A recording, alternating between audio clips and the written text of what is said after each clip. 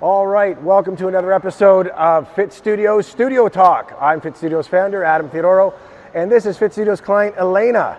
Elena, thank you for joining us today. Why don't you tell us a little bit about yourself, who you are, what you do?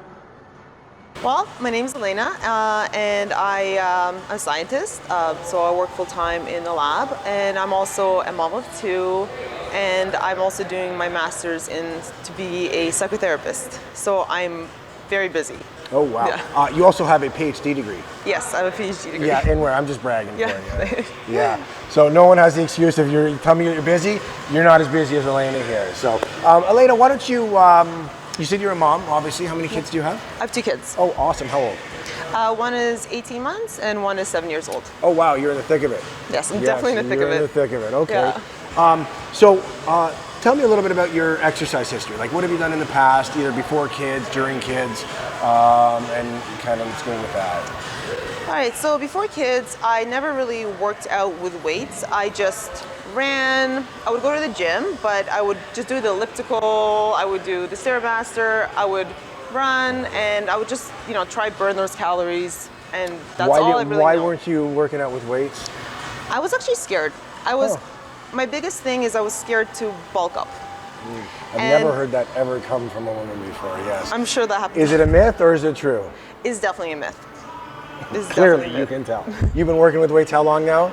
So I actually did not start with FitStudio till my first one was born, so 7 years. So 7 years, wow. 7 years, and I literally came in with not knowing how to do anything. Right. And everybody is just so knowledgeable here, and I was below beginner. I did not know even how to lift dumbbells properly, and it was really good to see how everybody's so knowledgeable and how everybody just knew the body.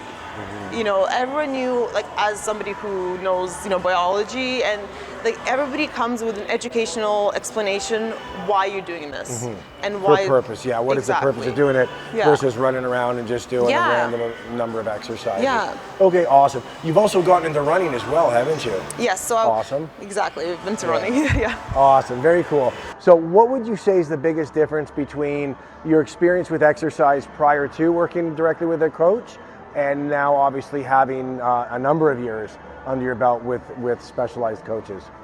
Well, first of all, before you kind of just go with it, and you think you're burning calories, but in reality, you're gonna burn the calories doing aerobic exercise only, and then you're gonna just eat it up.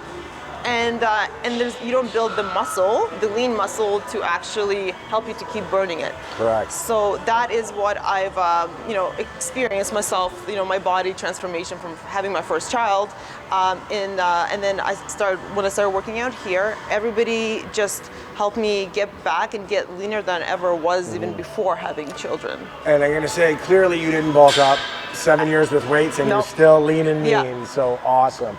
Okay, so tell you what advice would you give the person watching this right now who is in your position, who's had a couple of children, obviously being in Canada, there's a lot that's happened with COVID and people being isolated and locked up and reluctant to get back to the swing of things. What advice would you give that person who's just hesitating on how or when to start? Well, when people say, focus on your health and fitness, it's not a gimmick. It's the real thing. It's like, I would say the trifecta, because it's for how you feel mentally, how you are health-wise and physically, and also how you feel in your clothes and how you look. Absolutely. So all of them will make you better than you were before.